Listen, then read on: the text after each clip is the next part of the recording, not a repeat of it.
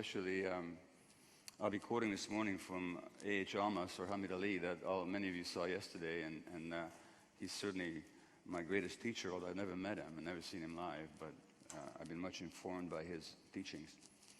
The subject I'm addressing this morning is illness and what creates illness.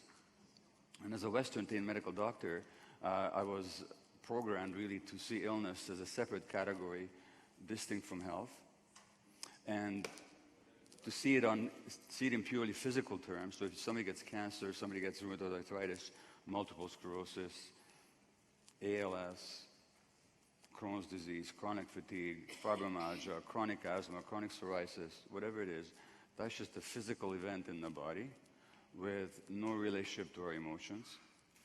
And furthermore, the individual illness in a person is seen as separate from that person's life in a certain environment. So we separate the mind from the body in Western medicine, and we separate the individual from the environment. Now, what's wrong with that, quite apart from the fact that it's not valid, it's also not even scientific in today's scientific sense, in that the research that shows that these separations are invalid has been done and published, and it gets deeper and more proliferates more regularly, and yet the insights of the science do not penetrate medical practice. The Buddha, 2,500 years ago, said it best, as he said many things best. He talked about what he called the interconnected core rising of phenomena. And basically he said that nothing exists on its own. He said, when you look at a leaf or a raindrop, meditate on the conditions near and distant that contributed to the presence of that leaf or raindrop. Know that the world, and obviously in the leaf or in the raindrop, there's the sky, there's the irrigation from the clouds, there's the sun, without the light of which there could be no life. There's the earth, the minerals, the nutrition that goes into making that leaf. So he said, when you look at the leaf, you see the whole world. And he says, this is because that is not, because this is not, this is born because that is born, this dies, and because that dies, the birth and death of any phenomenon are connected to the birth and death of all other phenomenon. The one contains the many contains the one. Now, in modern scientific terms, that could be called a biopsychosocial approach. And to give it its full name, it really might be called a biopsychospiritual approach. And what does that mean? It means really, according to the North American native medicine wheel, human beings have their spiritual, physical, emotional, and intellectual dimensions. And by separating these from another, we can't understand what happens to human beings. So let me give you 3 examples in terms of health of what might be termed a biopsychosocial approach. So we know, for example, from multiple studies, that children whose parents are stressed are much more likely to have asthma. So in polluted areas where there is significant irritation of the airways, where asthma is more common, it is the children whose parents are most stressed who are most likely to have asthma. And you say, well, what's the connection between the parent's stress and the child's lung functioning? And the connection is actually straightforward and physiologically utterly simple. But it's highly unusual for anybody to go to the doctor with asthma and be asked anything about their childhoods or their relationship with their parents or how they relate to themselves. Now, how do we treat asthma? We treat it with basically 2 medications combined in an inhaler or separate inhalers, or we inject them into people if they're severely asthmatic. And one medication is designed to open up the narrowed airways, the other is to suppress the inflammation of the airways. Now, the medication that opens up the airway, the bronchodilator, is actually a copy of adrenaline, or it's adrenaline directly. The medication that suppresses the inflammation, or which is either a copy of cortisol or is cortisol directly. In other words, we're giving cortisol and adrenaline to make the child's lung function normally. Now, what are adrenaline and cortisol? Does anybody here know what they are? They're the stress hormones. So they're the hormones manufactured by our adrenal gland, adrenal, renal, kidney, adrenal, top of the kidney. The adrenal gland makes 2, and I know I'm speaking fast because I only got 40 minutes, I have a lot to tell you. But I hope I'm getting across here. The adrenal gland makes 2 hormones. One is named after it, adrenaline, And the adrenal gland, like the brain, is a cortex. Cortex means bark, like the bark of a tree. So that makes a hormone named after it called cortisol. Adrenaline, if you're threatened and stressed, will increase your heart rate, send more oxygen to your brain and your muscles, make your muscles stronger so you can fight and escape. Cortisol will elevate your blood sugar so you have more energy for the fight or flight response. That's the stress response. In the short term, that's what they do. What's the connection? The connection is that when parents are stressed, kids are stressed. Because the emotional stresses of the parents invariably and inevitably affect the child. And there's a quote from Almas that illustrates that very beautifully. And he says, the child is very open and can feel the pain and suffering going on in its immediate environment. The child is aware of its own body and can also feel the tension and rigidity and pain in the body of the mother or of anyone else he's with. If the mother is suffering, the baby suffers too. The pain never gets discharged. The organism does not develop the confidence that it can regulate itself, that things will happen the way they should. So, when parents are chronically stressed, so are children, especially very sensitive children, and that means that their adrenal gland is working overtime. They're releasing cortisol and adrenaline higher than normal or healthy quantities. Their adrenal system gets exhausted, and now we have to give them extra stress hormones to keep their lungs open and uninflamed. Biopsychosocial, the psychological and social relationships with the parents program the biology of the child. And of course, if you ask why are the parents stressed, well, that's a social thing. Parents are stressed because of economic insecurity, because of war, racism, or because of issues unresolved from their own childhoods. But any number of things can stress the parents, which then have an effect on the child. Now, another example of what may be called a biopsychosocial perspective, in other words, illustrating the utter impossibility, invalidity of separating mind from body and the individual from the environment. Women with breast lumps, 500 in a study in Australia, they were biopsied because they had a lump that was suspicious for malignancy. Before the results came back, the women underwent a psychological interview. When the results were collated, it turns out that if a woman was emotionally isolated, that by itself did not increase the chance of developing cancers. Similarly, if a woman was stressed, that has zero effect on whether the lump was cancerous or not. But if a woman was emotionally isolated and stressed, the risk of that lump being cancerous was 9 times as great as the average. Now, the researchers, being Western-trained scientists and medical doctors, couldn't figure this one out. Because they said, how does 0 and 0 add up to 9? But if you understand the biopsychosocial nature of human beings, it's straight obvious. Because here's the thing. If you're stressed, experience some upset or threat, your adrenaline and cortisol levels are going to be high in order to help you deal with the stress. In the short term, that's positive.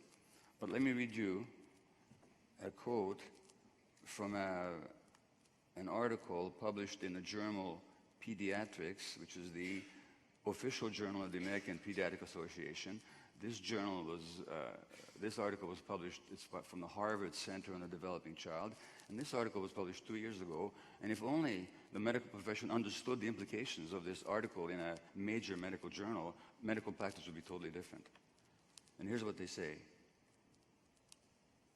Growing scientific evidence demonstrates that social and physical environments that threaten human development because of scarcity, stress, or instability can lead to short-term physiologic and psychological adjustments that are necessary for immediate survival and adaptation, but which may come at a significant cost to long-term outcomes in learning, behavior, health, and longevity. In other words, the adaptations that a child makes to endure stress in the short term help him survive, and in the long term make him sick.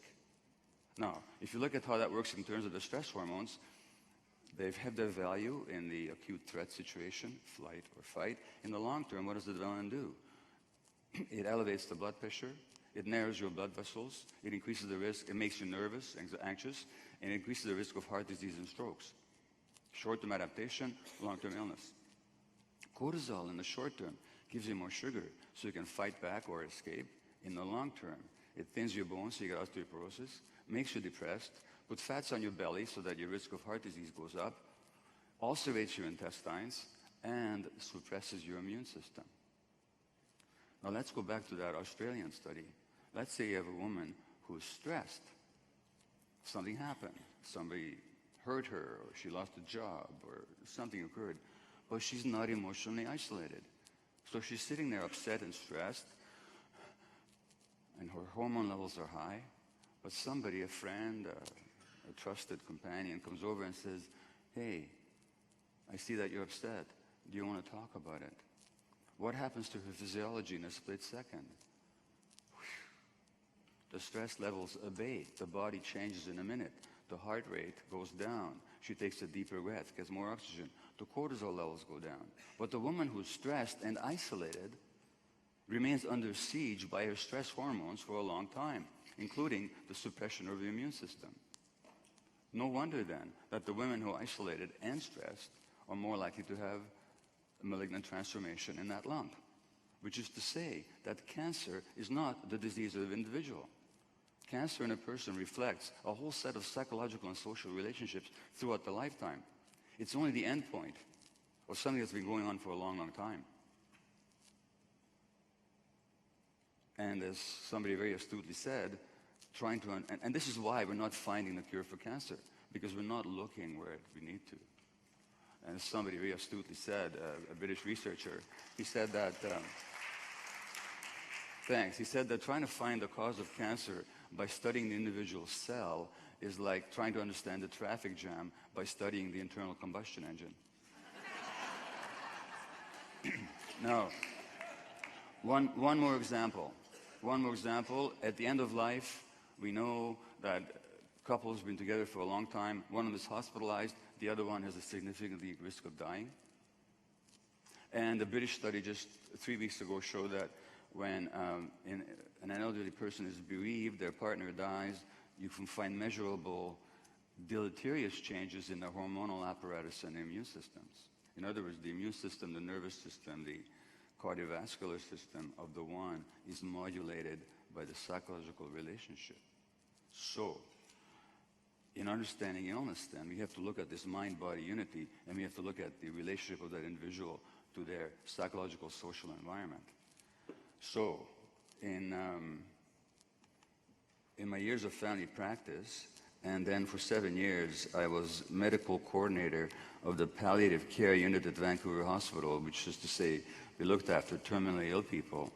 I found that who got sick and who didn't was not at all accidental. That there were certain patterns that I inevitably had to be aware of.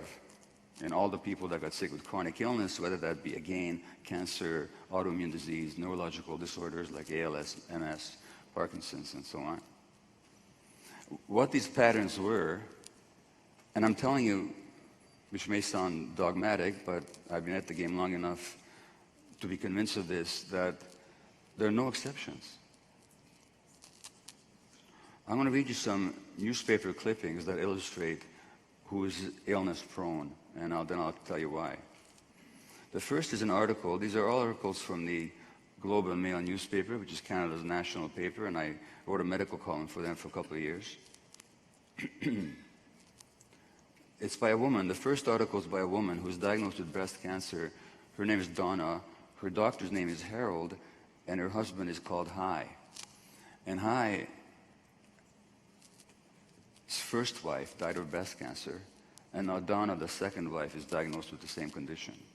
And Donna writes in his first-person account of her visit to the doctor's office, Harold tells me that the lump is small, and most assuredly not in my lymph nodes, unlike that of Hai's first wife, whose cancer had spread everywhere by the time they found it.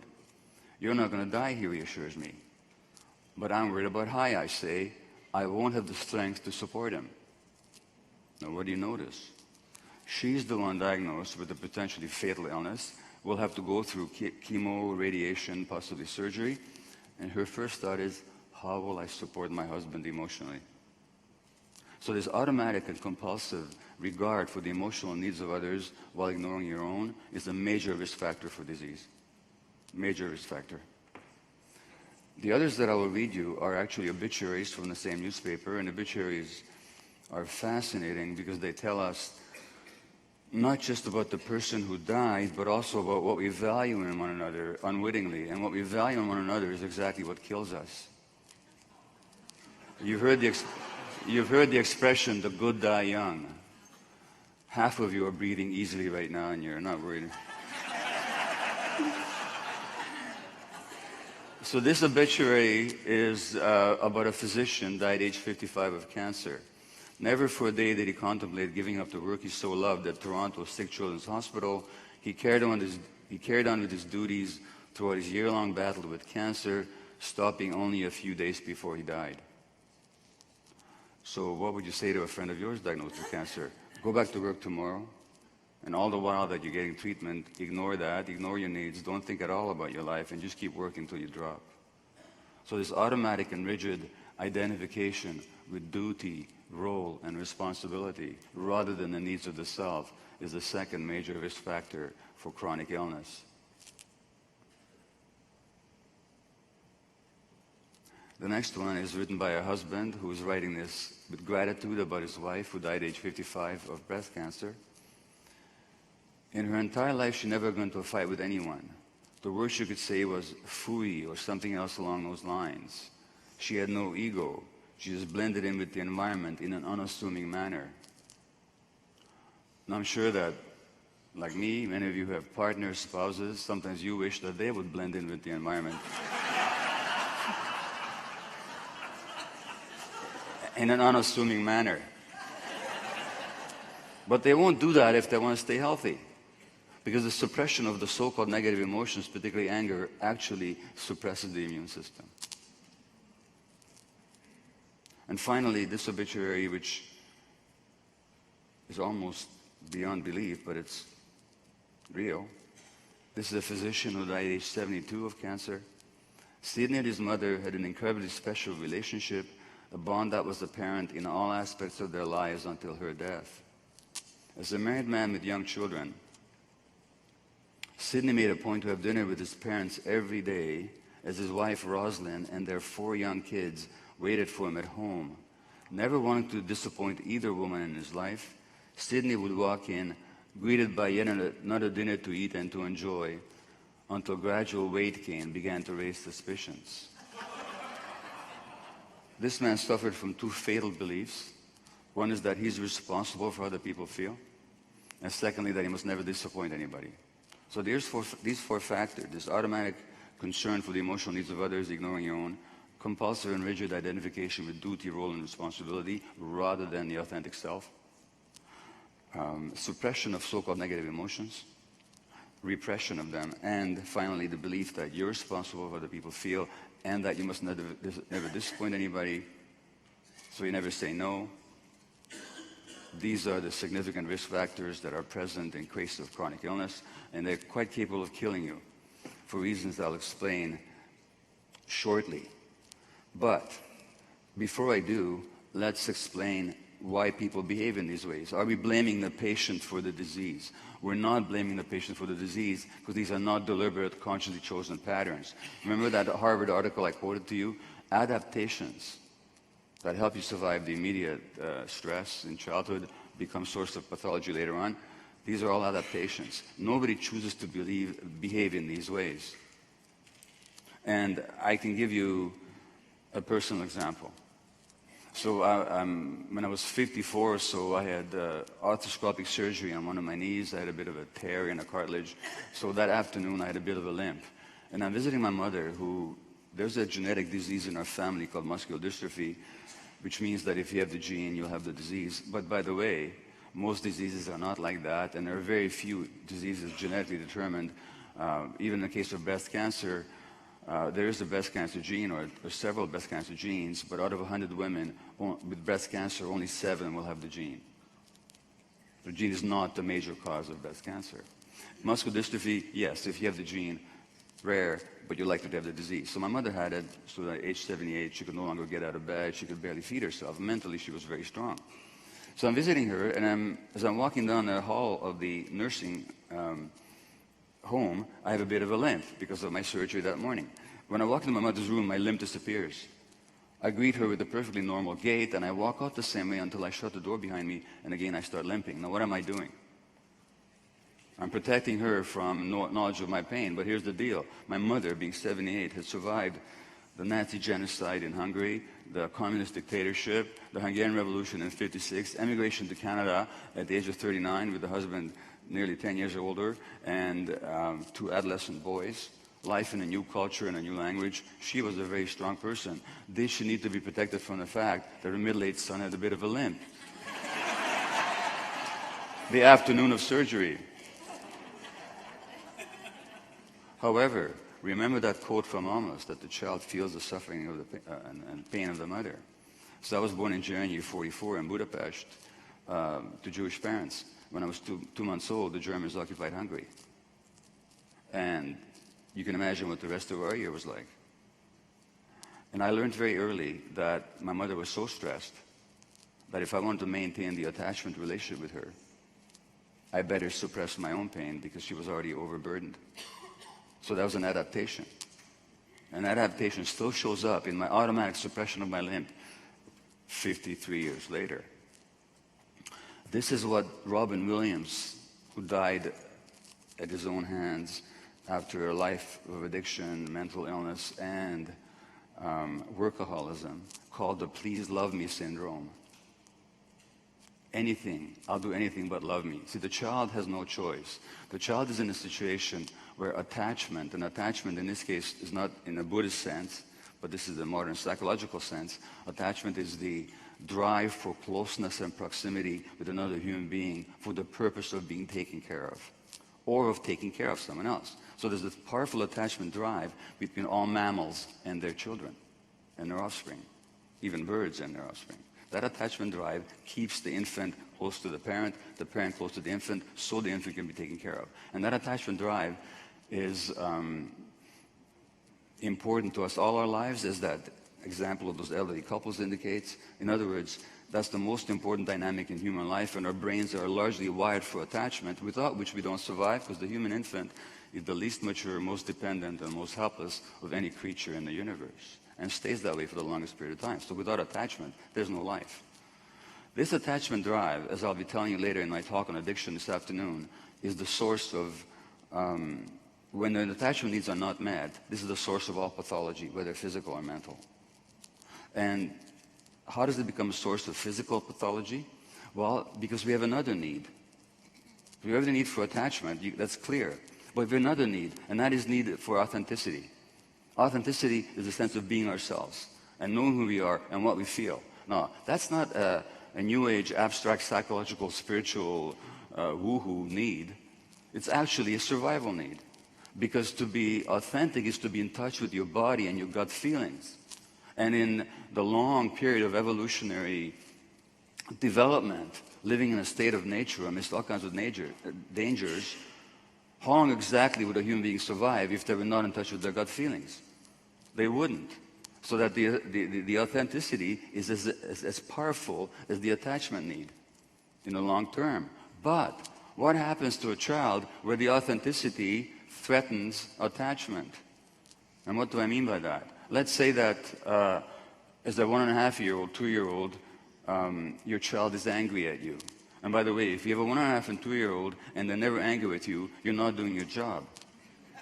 Because they can't have 5 cookies before dinner.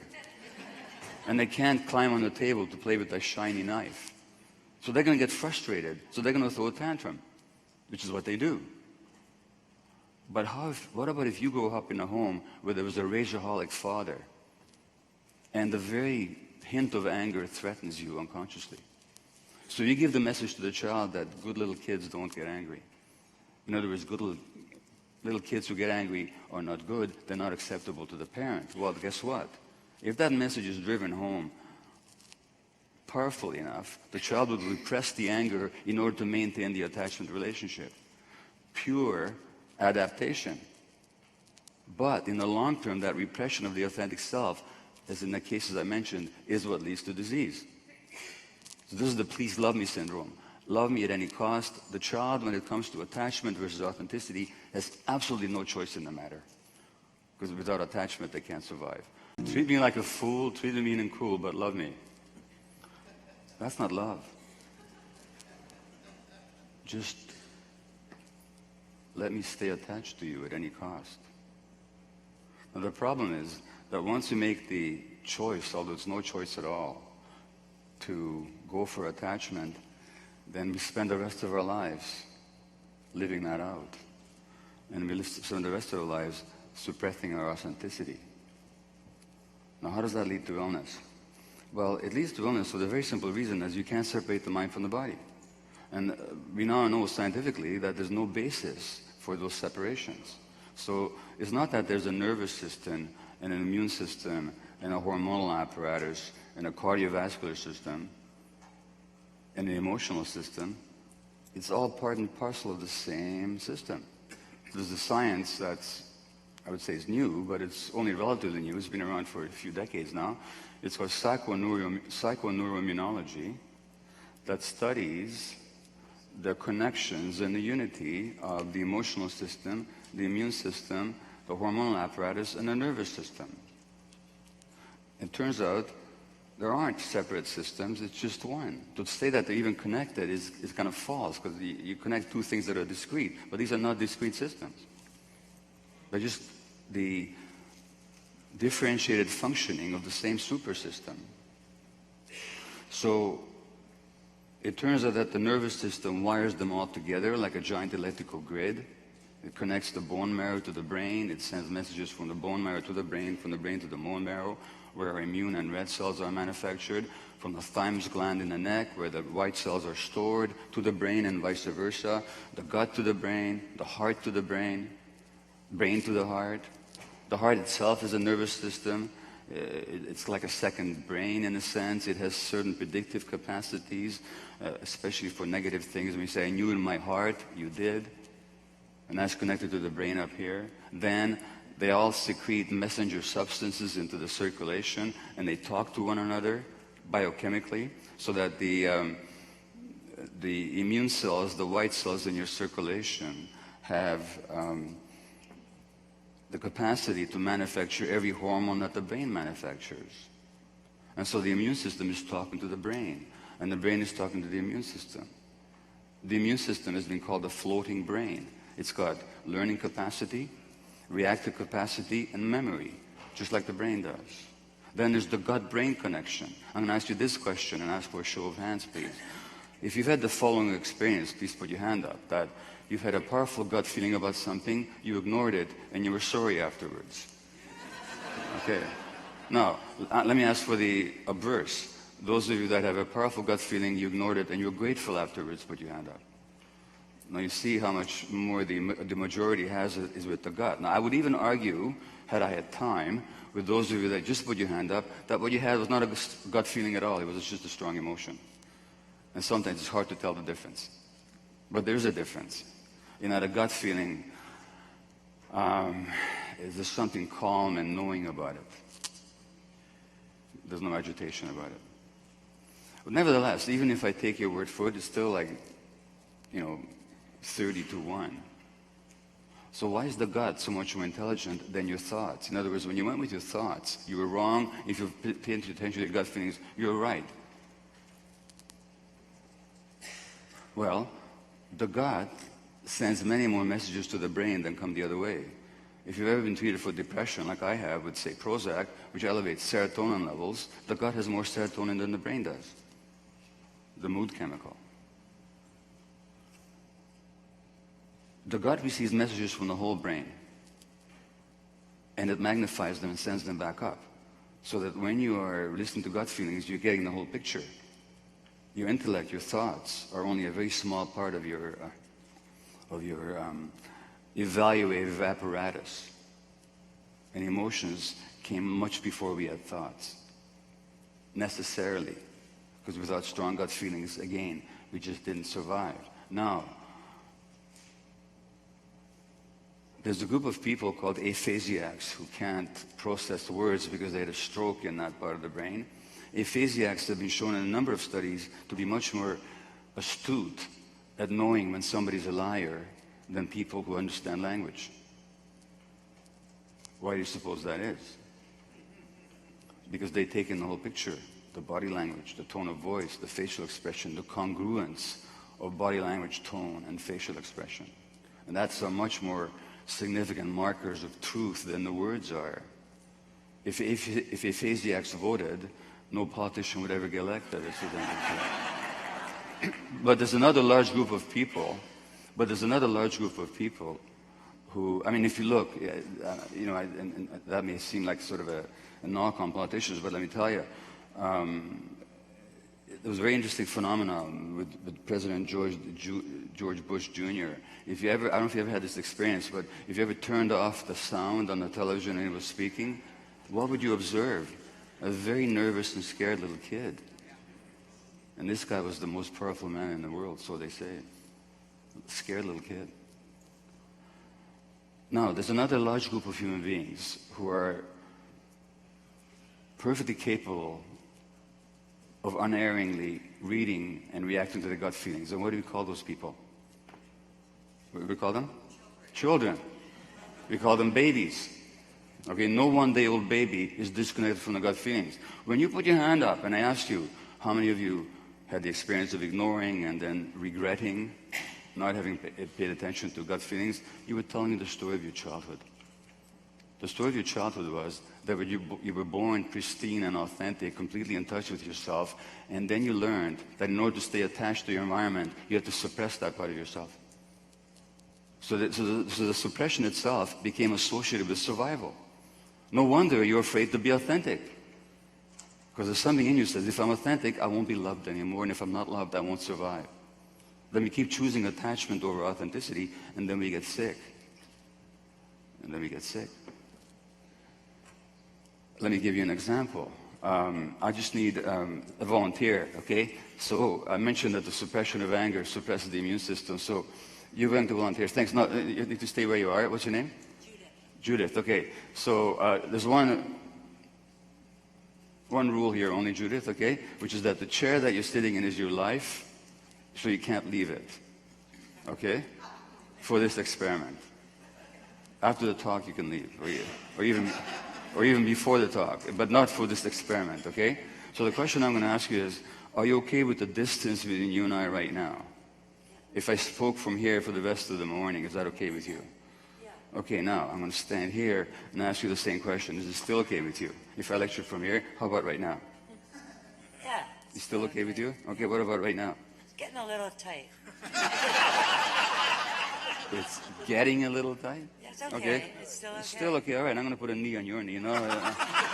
How's that now? It feels good. It feels good. I'm going to stand on your knee in a minute. No, you're not. Okay. How would that feel to you? I wouldn't like it. You wouldn't like it. What would you do about it? I'd have to push you out. Okay, right. And as you're pushing, what emotion do you think you'd be generating? Fear and anger. Anger. The fear would come first. Yeah. And then the anger. Yeah. So in other words, the anger is not a negative emotion. It's a healthy boundary defense. Healthy anger simply says, you're in my space, get out. That's healthy anger. There's unhealthy anger, but that's different. Healthy anger says, you're in my space. Healthy anger is in the present. It's not about the past and the future. It's a boundary defense, you're in my space, get out. That's it. Now, if you look at the role of emotions in general, what is their job? Now, in another situation with another person, you actually might invite them closer. Perhaps. You know, some people in your life, in some situations, you would invite closer. So the role of emotions is to tell you what you want more of and being closer to you, allow in to your space, and to keep out the unwelcome and the potentially dangerous. That's all the emotion. Invite in the nourishing, the healthy, the welcome, keep out the dangerous, threatening, unwelcome. What is the role of the immune system? It's exactly the same thing. The immune system and the emotional system do exactly the same thing.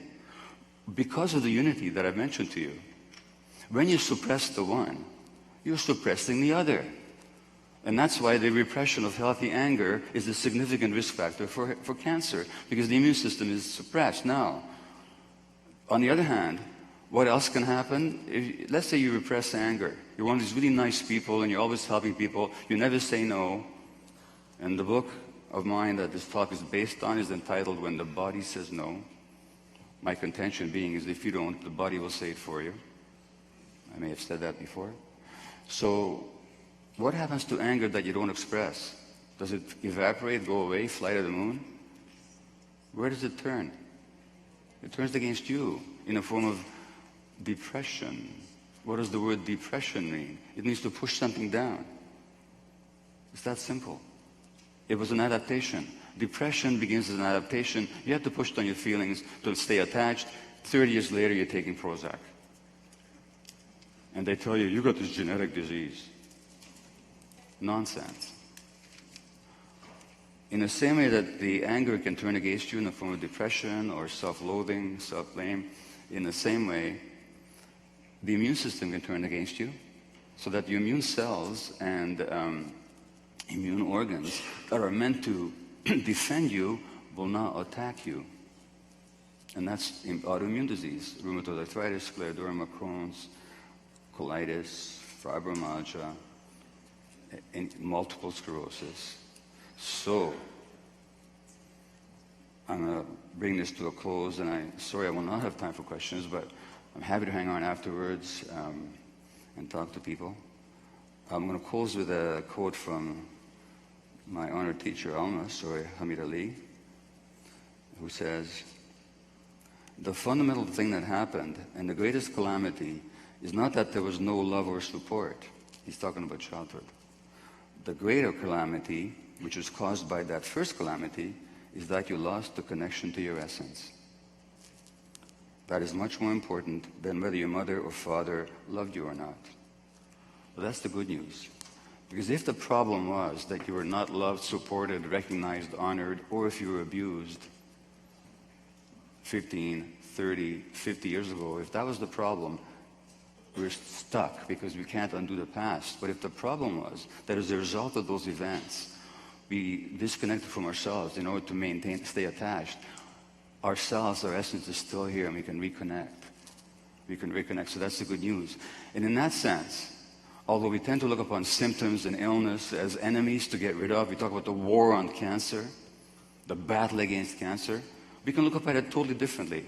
Yeah, receive what medical treatment makes sense to you. I'm a physician, I'm not against medical treatment or medical advancement, but also ask the question, what is my body saying no to that I didn't say no to? What is the meaning of this relapse of my rheumatoid arthritis? What stresses did I impose on myself? Where didn't I say no? And then the illness can actually become your teacher. Your teacher towards what? Towards authenticity. And let me ask you this final question. How many of you know people who have recovered from addiction or some serious illness, and some people even who don't recover from a serious illness, but will still say, and I've heard this many times, I'll still say, that addiction, that illness was the best thing that ever happened to me. How many of you heard such statements? Many of you have. I certainly have in my career as a physician. What are people talking about? They're talking about that the illness forced me to become authentic. It gave me back myself, which is what Almas calls the precious pearl. Thanks very much.